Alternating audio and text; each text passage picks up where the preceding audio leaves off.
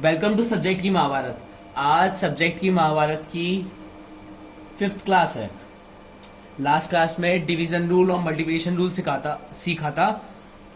उसी वीडियो में hope so आपको पसंद आई होगी। उससे रिलेटेड जो मल्टीप्लिकेशन रूल पढ़ा था उसी से रिलेटेड आज क्वेश्चन करने वाले हैं। बेसिक्स क्वेश्चन करेंगे बिल्कुल आसानी से, जो आप लोगों से हो जाएंगे। पहले मैं एक बार फॉर्मूला लिख दूं जो लास्ट क्लास में हमने पढ़ा था। मैं वो फॉर्मूला लिख दूं।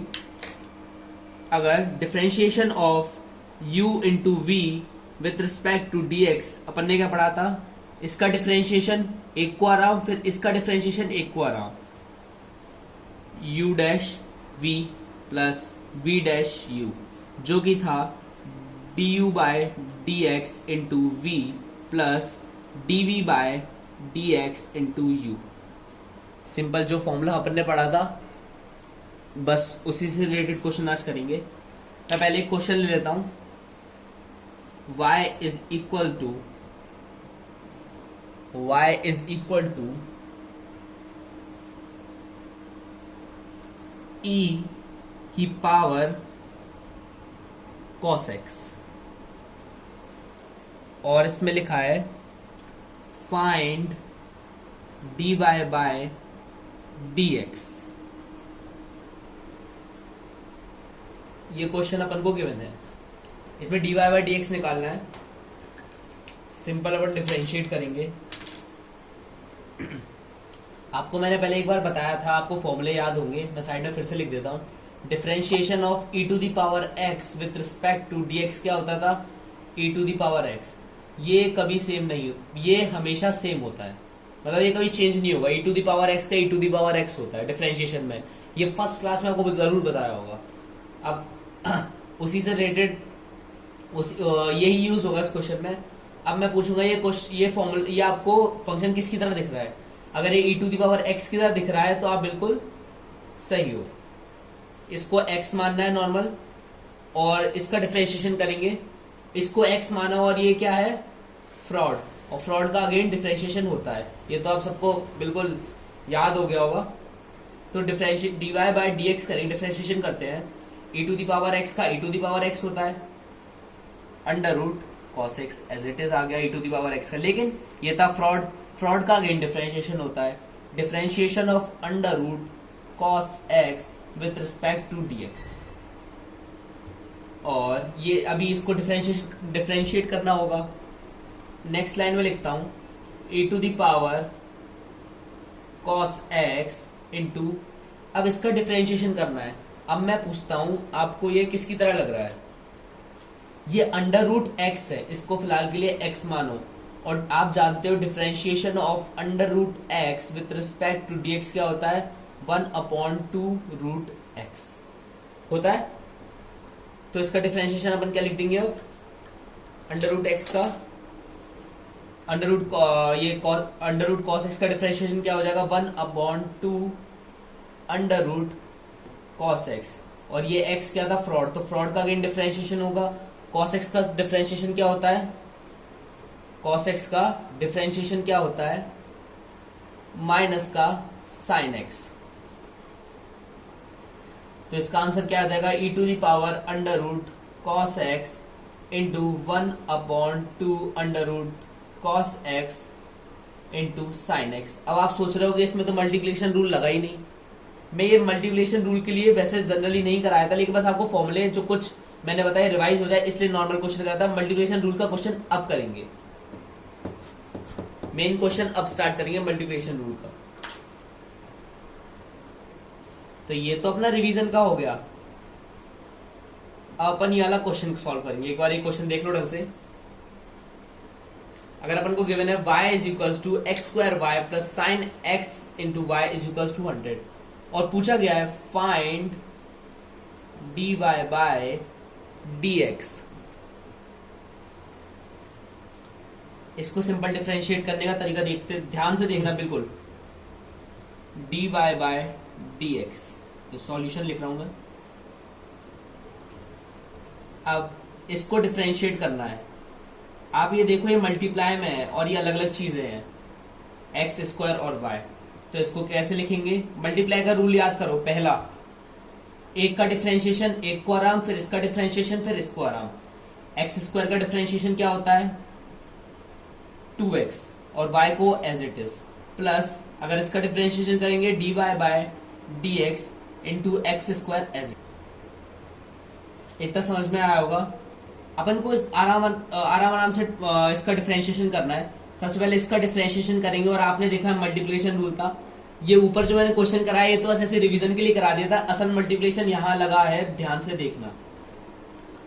इसका डिफरेंशिएशन करेंगे तो इसका डिफरेंशिएशन फिर इसको आराम, फिर इसका डिफरेंशिएशन फिर इसको आराम।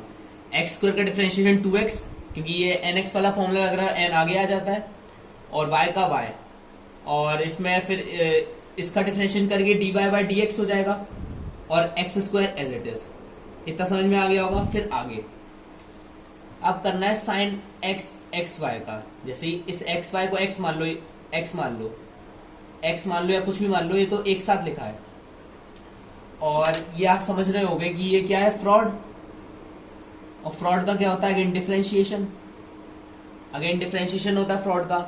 और आप जानते हो डिफरेंशिएशन ऑफ साइन थीटा मान लो, साइन एक्स मान लो, साइन वाई मान लो, with respect to d theta क्या होता है कॉस थीटा। उसी तरीके से साइन एक्स वाई क्या क्या हो जाएगा कॉस ऑफ एक्स वाई हो जाएगा। और एक्स वाई जो फ्रॉड है तो उसका अगेन डिफरेंशिएशन करना पड़ेगा, तो differentiation of x y with respect to d x. इतना समझ में आ गया होगा। फ्रॉड का अगेन डिफरेंशिएशन कर दिया सिंपल बस। अब ध्यान से देखना, d y by d x, 2xy as it is. और एक बात और ध्यान रखना, इसमें इक्वल में 100 था, 100 जो कि था कांस्टेंट, तो कांस्टेंट का डिफरेंशिएशन क्या होता है इक्वल में लिखना भी जरूरी है अपन को, 0। कांस्टेंट का डिफरेंशिएशन क्या होता है 0, तो ये 0 यहां लिख दिया। आगे देखो differentiation dy by dx into x square, ये तो था सिंपल। तो cos x बाय, अब cos x बाय, अब यहां देखो difference dy by dx of x into y, इसमें अब मल्टीप्लिकेशन रूल लगेगा, मल्टीप्लिकेशन रूल यहां लगेगा। तो एक्स, तो इसमें डिफरेंशिएशन करेंगे x इंटू वाई का मल्टीप्लिकेशन रूल के हिसाब से। तो मैं स्टेप बाय स्टेप लिख रहा हूं, ध्यान से देखना। Differentiation of x with respect to dx into y, जो एज इट इज लिख दिया। फिर differentiation of y with respect to x into x, जो कि एज इट इज लिख दिया सिंपल। और इक्वल में क्या है 0, 2xy plus dy by dx x square plus cos xy, और इसका मल्टीप्लाई करना पड़ेगा, मैं फिलहाल लिख देता हूं।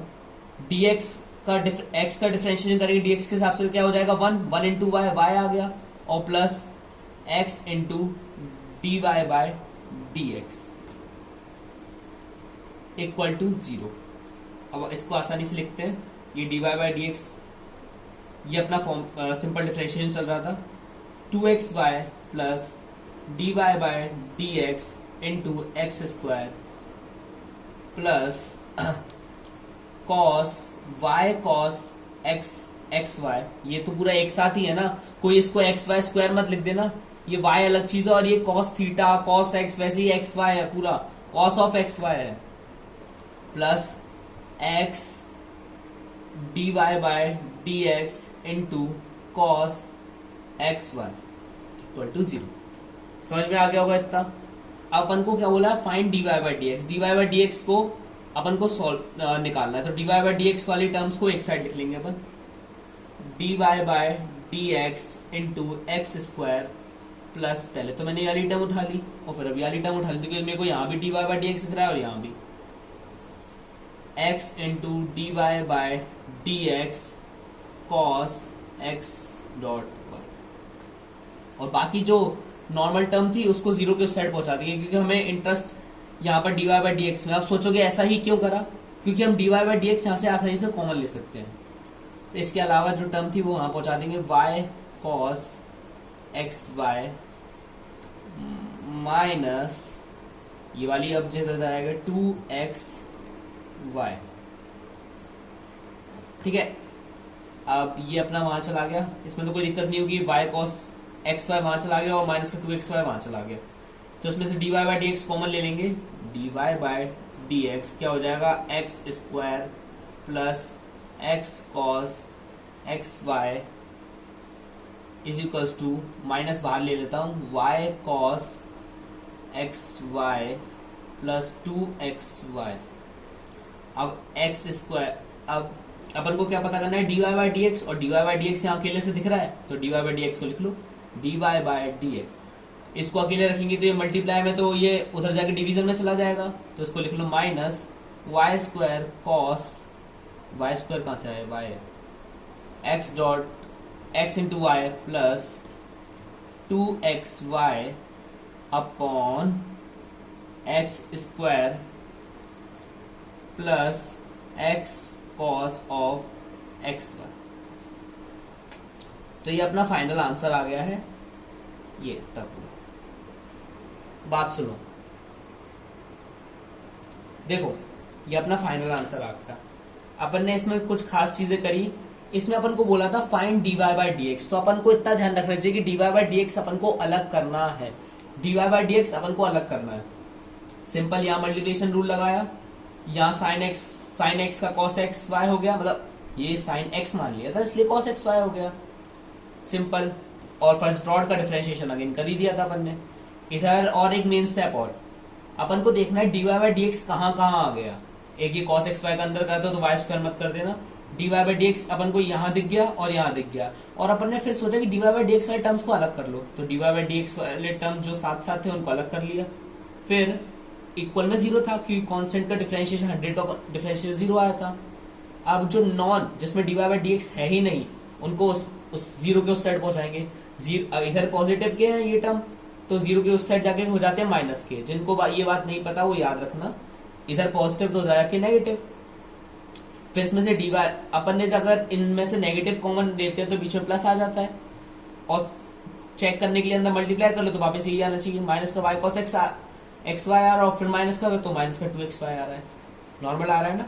dy बाई डी एक्स इसमें से कॉमन लेंगे तो यहाँ एक्स स्क्वायर रह जाएगा और यहाँ पर x cos of x y रह जाएगा ना। फिर इधर से इसको नीचे पहुंचा देंगे तो y cos x y plus 2xy, इसका डिफरेंशिएशन इसको नीचे पहुंचा देंगे तो x square plus x cos x y. ये आपका फाइनल आंसर हो गया। उम्मीद करता हूँ ये आपको समझ में आ गया होगा। मैं ज्यादा क्वेश्चन और ज्यादा बड़ी वीडियोस नहीं बना रहा कि बच्चों को दिक्कत ना हो, आराम से समझेंगे, सब लोग साथ में मिलकर अच्छे से समझेंगे। चैनल को लाइक सब्सक्राइब जरूर करना, वीडियो अगर अच्छी लगी तो कमेंट भी करना, और क्वेश्चंस की पुरानी वीडियोस की बार बार प्रैक्टिस करते रहो और उसको बार बार देखते रहो।